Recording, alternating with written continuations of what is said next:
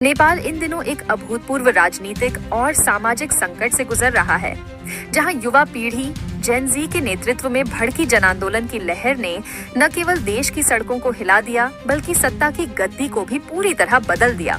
पिछले कुछ हफ्तों में नेपाल की राजधानी काठमांडू समेत कई बड़े शहरों में जबरदस्त प्रदर्शन हुए, जिनकी शुरुआत सोशल मीडिया पर लगे प्रतिबंध और सरकार की कथित भ्रष्टाचार निरोधक असफलताओं को लेकर हुई थी। लेकिन धीरे धीरे यह आंदोलन लोकतांत्रिक सुधार और पारदर्शी नेतृत्व की मांग तक पहुंच गया। इन प्रदर्शनों में सबसे ज्यादा संख्या युवाओं की रही, जिन्हें जेन जी प्रोटेस्टर्स कहा गया और जिन्होंने ऑनलाइन प्लेटफॉर्मों से लेकर सड़कों तक अपनी आवाज बुलंद की। विरोध इतना व्यापक था कि कई बार पुलिस और सेना को तैनात करना पड़ा। इंटरनेट सेवाएं बाधित की गईं और कर्फ्यू जैसे हालात बन गए।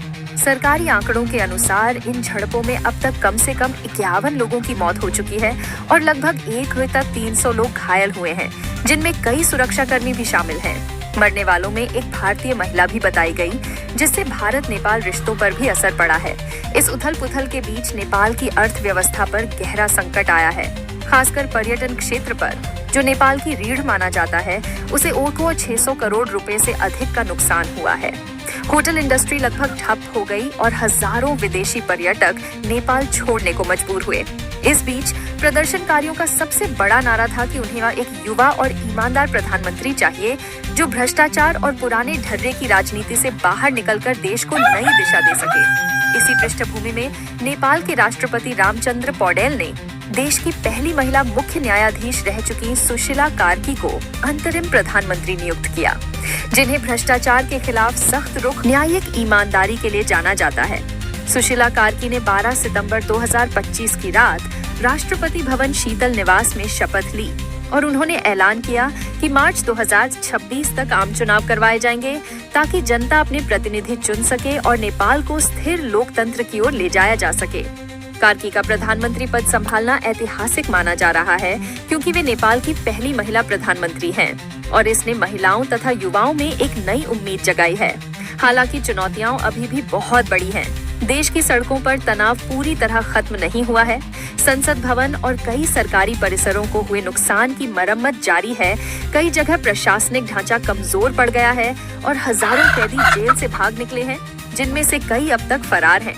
सुशीला कार्की को अपनी पारी की शुरुआत ही टूटी हुई संस्थाओं, गुस्साई जनता और अंतर्राष्ट्रीय दबावों के बीच करनी पड़ी है।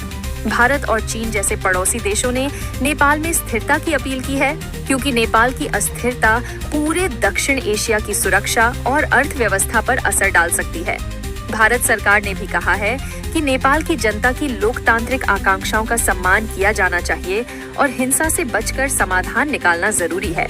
वहीं आम नेपाली नागरिकों की जुबानी देखें तो कोई कहता है कि हमने अब तक सिर्फ खोया है अपने घर, दुकानें, परिवार और उम्मीदें। अब हमें ऐसा नेतृत्व चाहिए जो हमें जीने की वजह दे। कोई और कहता है कि जेन जी की यह लड़ाई हमारी आने वाली पीढ़ियों के लिए है, ताकि वे खुले माहौल में शिक्षा, रोजगार और अभिव्यक्ति की आजादी पा सके। कुल मिलाकर नेपाल इस समय अपने सबसे नाजुक दौर से गुजर रहा है, जहां एक तरफ नए नेतृत्व की उम्मीद है तो दूसरी तरफ जमीनी चुनौतियों का पहाड़। और आने वाले महीने तय करेंगे कि सुशीला कार्की और उनकी अंतरिम सरकार इस संकट से कैसे पार पाती है और क्या वास्तव में मार्च 2026 तक पारदर्शी व शांतिपूर्ण चुनाव करवा पाती है या नहीं, क्योंकि यही कदम नेपाल के भविष्य की दिशा और दुनिया के सामने उसकी छवि तय करेगा।